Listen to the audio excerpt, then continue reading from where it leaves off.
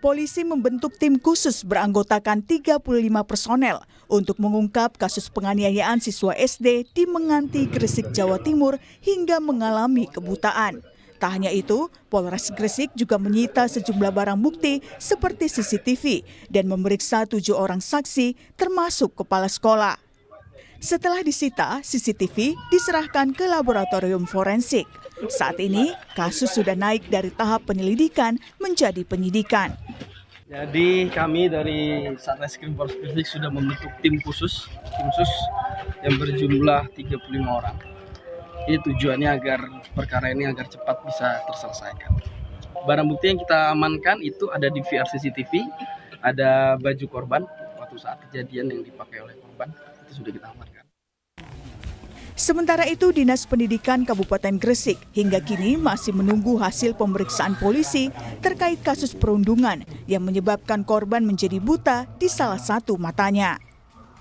Sehingga dari itu, Dinas Pendidikan nanti akan melakukan langkah-langkah strategis untuk bagaimana kepala sekolah harus bertanggung jawab atau tidak dan sebagainya. Menunggu hasil sekolah ini melakukan hal-hal yang perlu dianggap tidak dapat menjalankan tugas dan kewajibannya dengan baik, itu nanti bisa diambil kesimpulan setelah hasil penyidikan yang dilakukan oleh Polres. Kasus perundungan siswi kelas 2 SD ini masih dalam pengusutan intensif Unit Perlindungan Perempuan dan Anak Polres Gresik. Ayah korban berharap kasus yang menimpa anaknya bisa segera terungkap. Tim Liputan, Kompas TV.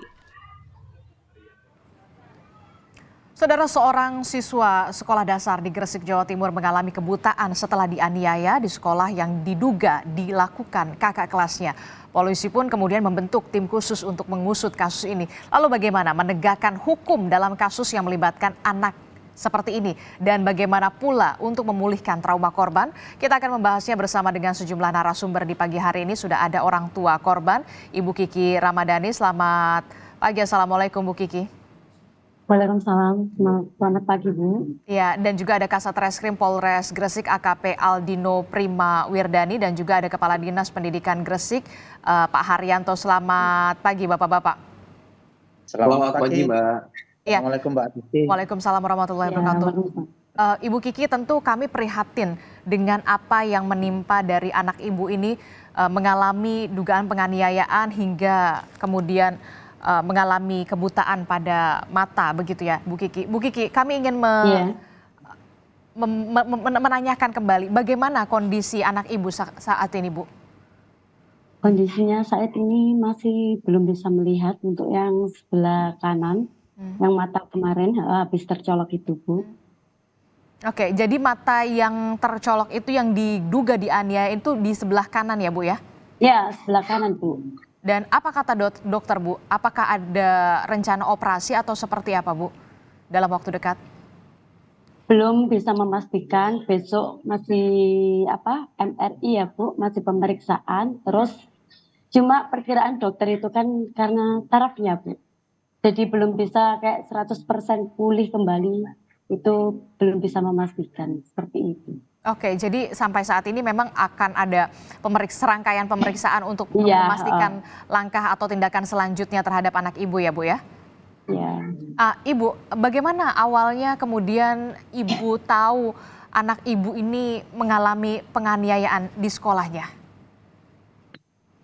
Tahunya itu baru kemarin itu, Bu. Pas waktu ditusuk itu karena anakku pendiam sekali, jadi nggak pernah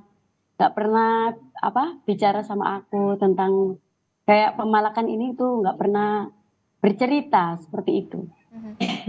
Jadi pada saat sudah kejadian baru anak ibu bercerita, apa yang diceritakan, apa yang dialami selama di sekolah? Waktu kejadian itu 1 minggu itu belum bisa cerita, mungkin karena anak saya masih mengalami trauma. Betul. Trauma seperti itu. Jadi kita sebagai orang tua itu bertanya itu perlahan-lahan, Bu. Tiap mau tidur itu saya tanyakan kejadiannya seperti apa, siapa yang melakukan, seperti itu. setelah kemudian pelan-pelan diajak berbicara, apa yang diceritakan oleh anak ibu selama di sekolah, apa yang dialami?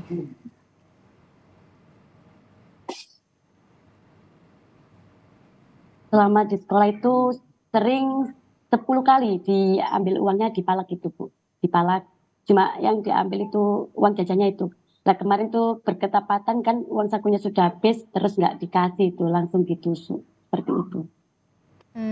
Dan sering ini anak ibu kemudian diminta uang oleh kakak kelasnya? Sering. Dia bercerita itu kemarin pas saya tanya itu ada 10 kali katanya seperti itu. Sudah 10 kali sebelum 10 kejadian kali. ini? 10 kali pemalakan diambil uangnya. Dan yang terakhir tidak dikasih uangnya karena memang Iya. uangnya sudah habis begitu, makanya akhirnya ada kejadian ini ya Bu ya? Iya, iya Bu. Aha. Anak ibu mengenal dari kakak kelasnya? Dia itu mengenal wajahnya, cuma dia nggak tahu namanya itu siapa. Cuma dia kalau ditanya itu masih takut karena masih trauma gitu, seperti itu. Betul. Jadi selama ini anak ibu hanya diam, tidak ada kemudian melaporkan kejadian ini ke kepala sekolah ataupun kepada guru di sekolah gitu? Kalau dari cerita anak ibu? Dia diam Bu, nggak berani bercerita kepada siapa-siapa. Termasuk kepada temannya? Saya tidak tahu ya, maksudnya temannya itu apa dia bercerita sama temannya apa enggak, saya tidak tahu gitu. Cuma kan kemarin temannya juga sebenarnya ya ada yang tahu, cuma nggak tahu siapa itu yang malakin itu loh Bu. Cuma ya tahu kalau sering manda itu kalau jajan itu uangnya nggak ada gitu loh, seperti itu. Oke. Bahkan katanya sering guru sering bisa dikatakan melihat anak ibu ini tidak jajan, bahkan akhirnya dikasih uang sama gurunya. Iya, seperti itu iya, katanya seperti itu juga. Dan justru anak ibu hanya diam, tidak melaporkan kejadian itu ya Bu ya? Iya, enggak, karena dia takut, benar-benar takut.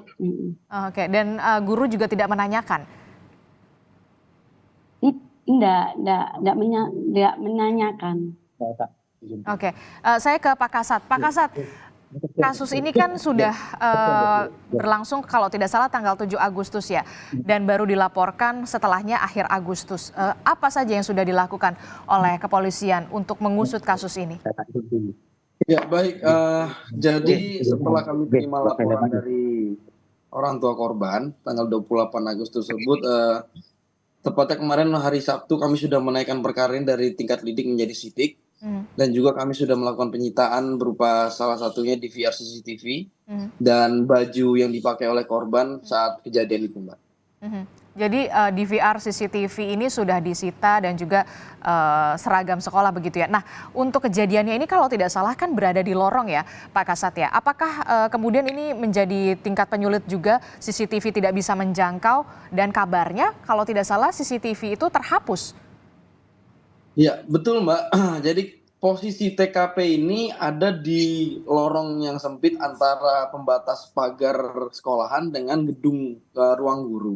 Nah, di situ tidak ada CCTV yang menyorot ke sana. Cuman ada beberapa CCTV yang mengarah ke jalur untuk menuju ke TKP tersebut. Oke, jadi memang tidak bisa dijangkau oleh CCTV karena TKP-nya itu berada di lorong, tapi bisa ada CCTV yang kemudian mengcover di sana. CCTV betul terhapus, penjelasan soal ini seperti apa klarifikasinya? Jadi setelah kita analisa, sebelum kita labkan ke lapor itu, memang CCTV ini sebenarnya berfungsi dengan baik. Jadi waktu saat kita amankan masih ada rekaman dari tanggal 6 September sampai terakhir kami serahkan kepada laboratorium forensik, itu masih ada rekamannya semua. Nah, cuman kendala kami di sini yaitu kejadian kan tanggal 7 Agustus, sedangkan laporan polisi yang kita terima itu tanggal 28. Nah, di situ ada rentan waktu yang cukup jauh, maka dari itu kemungkinan ini analisa kami itu CCTV sudah terhapus atau tertumpuk dengan rekaman selanjutnya. Jadi memang karena metodenya setelah 12 hari kemudian otomatis terhapus, begitu? Betul, ya. Bukan jadi dihapus berarti ya? Iya, betul. Oke, nah untuk selanjutnya, apakah ada bisa dikatakan upaya untuk memulihkan DVR itu agar bisa melihat kembali rekamannya yang memang sudah terhapus? Iya, jadi kita sudah berkoordinasi dengan laboratorium forensik yang ada di Polda Jawa Timur, Mbak. Nah, maka dari itu kami berharap nanti laboratorium forensik bisa menemukan adanya rekaman-rekaman yang telah hilang. Itu yang kita harapkan sebenarnya, Mbak. Ada saksi yang melihat kejadian dan juga siapa yang sudah diperiksa dalam kasus ini, utamanya di lingkungan sekolah? Ya, baik. Jadi untuk saksi sampai hari ini sudah 7 orang, Mbak. Kita periksa dan akan bertambah lagi setiap hari. Dan dari 7 orang itu ada dari pihak sekolah, sudah ada beberapa guru dan kepala sekolah yang kami periksa, dan juga dari orang tua korban dan saudara korban juga sudah kita periksa, dan juga ada dokter yang menangani pertama kali visum si korban juga sudah kita mintai keterangan. Jadi kejadiannya itu kalau tidak salah di lingkungan sekolah, kemudian di jam sekolah atau seperti apa, Pak Kasat? Iya. Jadi kejadian itu di dalam lingkungan sekolah. Jadi kebetulan pada hari itu sekolah sedang mengadakan rangkaian acara memperingati HUT 17 Agustus. Sedang ada perlombaan-perlombaan di dalam sekolah itu. Kejadian itu sekitar pukul 9:30 pagi. Oke, jadi pada saat itu bisa dikatakan di lingkungan sekolah begitu ya, pada saat kelas meeting begitulah ya, ada perlombaan. Oke, saya ke Kadisdik Pak Haryanto. Pak Haryanto, dalam kasus ini tanggapan dari Kadisdik sendiri seperti apa? Utamanya pengawasan di sekolah. Terima kasih Mbak Adisti. Artinya bahwa di Kabupaten Gresik ini sesuai dengan instruksi kementerian sudah menerapkan sekolah ramah anak. Artinya di dalam program sekolah ramah anak itu kemudian jangan sampai terjadi kekerasan dalam bentuk apapun di lembaga pendidikan atau sekolah. Oleh karena itu saya sangat menyayangkan selaku pribadi maupun selaku kepala dinas sangat menyayangkan peristiwa kekerasan ini terjadi di lembaga pendidikan.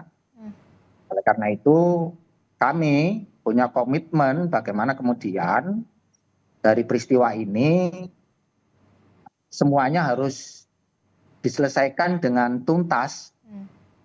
Siapa pelakunya, kemudian bagaimana nanti pendampingan terhadap korban, sehingga semuanya berjalan dengan baik. Karena memang sudah terjadi, dan harapan saya kemudian bagaimana semuanya terungkap dan semuanya bisa diselesaikan nanti, dan korban juga mendapat pendampingan. Kami sudah bekerja sama dengan Dinas KPPBA untuk bagaimana mendampingi yang didampingi oleh seorang psikolog. Sekali lagi, saya sangat menyayangkan peristiwa ini terjadi di lembaga pendidikan yang padahal sangat gencar-gencarnya program sekolah ramah anak ini dijalankan di lembaga pendidikan. Terima kasih. Oke, harus ada pengusutan yang sangat tuntas karena memang kita tahu sekolah ini adalah rumah kedua bagi anak-anak yang memang seharusnya menjadi tempat yang ramah anak, kemudian juga aman juga. Tapi justru di sekolah ini terjadi perundungan bahkan penganiayaan sampai mengakibatkan kebutaan kepada salah satu siswi sekolah dasar di Gresik, Jawa Timur. Apa nanti yang akan menjadi bentuk pengawasan dan seperti apa treatmentnya terhadap pelaku yang terduga pelaku yang merupakan anak di bawah umur? Kita akan bahas usai jeda. Tetaplah bersama kami di Sapa Indonesia Pagi. Terima kasih Anda masih bersama kami. Kami masih meneruskan dialog kita. Ada seorang siswa sekolah dasar di Gresik, Jawa Timur yang mengalami kebutaan setelah dianiaya di sekolah diduga oleh kakak kelasnya. Kami masih bersama dengan ibu korban, Ibu Kiki, dan juga ada Kadisdik dari Gresik dan juga ada Kasat Reskrim dengan AKP Aldino Prima. Saya langsung ke Bu Kiki dulu. Bu Kiki, jadi anak ibu kemudian taunya ketika pulang sekolah atau seperti apa sampai akhirnya dibawa dalam keadaan sudah terluka di bagian matanya? Baik, terima kasih Mbak. Saya taunya anak saya terluka itu pas dibawa pulang sama tetangga saya yang biasanya jemput itu. Terus dengan kondisi mata anak saya ditutup yang sebelah kanan karena mengalami perih dan panas gitu. Setelah itu ibu tahu langsung dibawa ke rumah sakit? Ke rumah sakit karena kita sebagai orang tua kan panik. Dalam kondisi seperti itu langsung saya bawa ke rumah sakit Eka Husada di IGD. Pas di IGD nggak ada dokter mata, langsung kita bawa ke rumah sakit mata terdekat sekitar sini, Jayagiri. Ya. Oke, jadi ternyata yang membawa anak ibu justru orang tua dari temannya begitu ya Bu ya? Iya. Dan kemudian ibu langsung bawa ke rumah sakit. Nah, dari pihak sekolah sendiri bagaimana Bu? Tanggapan dari pihak sekolah kan ya itu tadi kan sudah saya hubungi, terus dia katanya tidak mengetahui kejadian itu.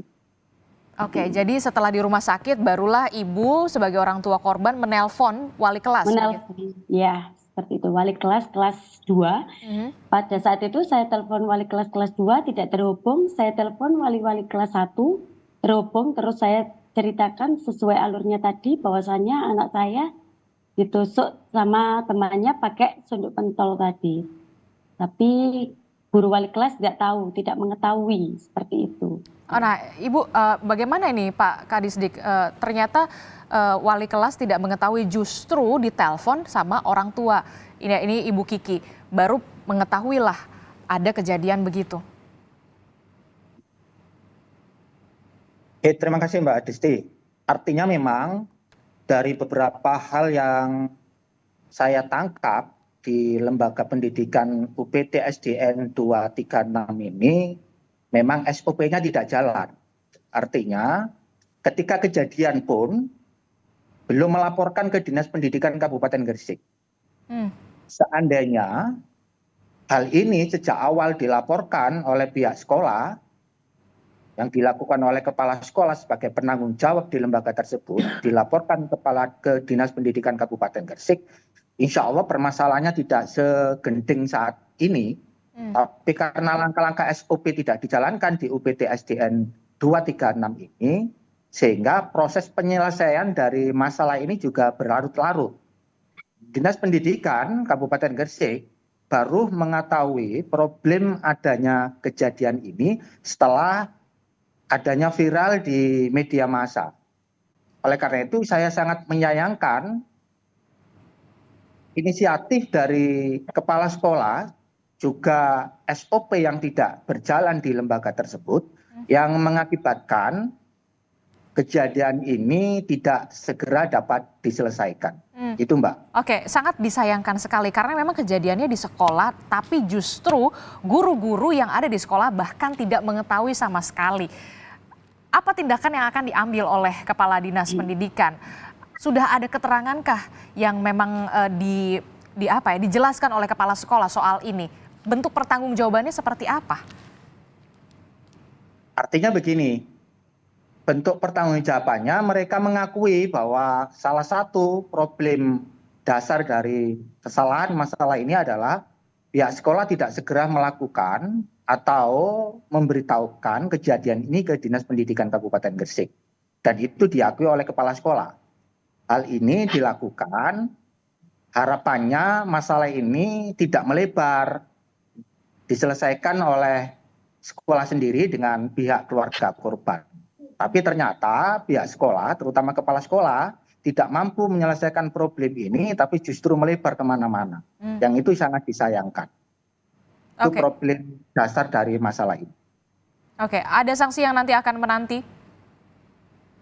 Insya Allah, karena ini adalah bagian bentuk kelalaian kepala sekolah, nanti maka kami akan bekerja sama atau komunikasi dengan BKPSDM selaku penanggung jawab kepegawaian, bagaimana nanti akan merumuskan bentuk sanksi yang diberikan kepada kepala sekolah seandainya nanti sudah keluar hasil penyidikan dari pihak kepolisian. Terima kasih. Oke, kita akan tunggu sanksi yang kemudian bisa benar-benar tegas ya Pak ya, karena memang ini bisa dikatakan tadi Anda sendiri menyatakan memang ada kelalaian SOP di sana, sampai guru pihak sekolah tidak mengetahui, baru tahunya dari orang tua begitu ya Pak ya.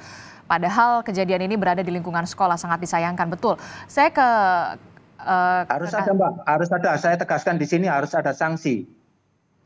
Dari kelalaian itu seandainya memang betul-betul terbukti ini terjadi kekerasan di lembaga pendidikan itu dan kemudian ini disebabkan oleh kelalaian warga sekolah. Karena sebagai bentuk efek jerah yang kemudian itu bagian dari introspeksi kita bersama agar ke depan hal ini tidak terjadi lagi. Oke, saya ke Pak Kasat. Pak Kasat, kalau tadi melihat ada bentuk kelalaian, kemudian SOP-nya seperti apa, apakah akan ada pengembangan di sini, tidak hanya dan juga treatmentnya seperti apa? Karena bisa dikatakan ini yang melakukan penganiayaan ini di bawah umur, nanti akan treatmentnya, hukumnya seperti apa? Baik, semua kemungkinan sebenarnya bisa terjadi ya Mbak. Jadi semua akan berdasarkan pada bukti petunjuk yang kami kumpulkan pada saat ini. Semua kemungkinan akan bisa terjadi. Dan apabila nanti memang ternyata tersangka yang memang anak di bawah umur pun kita akan koordinasikan dengan Dinas P2TP yang mengawaki anak di bawah umur bagaimana penerapan pasal apa segala macam. Kita harus berkoordinasi dengan ahli yang bisa menerapkan bagaimana hukuman bagi anak di bawah umur seperti itu, Mbak.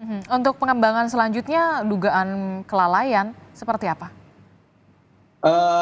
Masih banyak kemungkinan, Mbak. Saya belum bisa memutuskan saat ini untuk kelalaian apa segala macam karena masih banyak saksi-saksi yang kita periksa dan juga anak-anak sekolah yang ada di sekolah tersebut, termasuk teman-teman dekatnya korban segala macam, nanti ke depan dari orang tua korban akan kami minta keterangan juga. Kami juga harus bisa mengumpulkan banyak keterangan-keterangan dari pihak sekolah dan juga dari pihak guru tentunya bagaimana sih sebenarnya kronologis kejadian yang sebenarnya yang terjadi pada saat itu.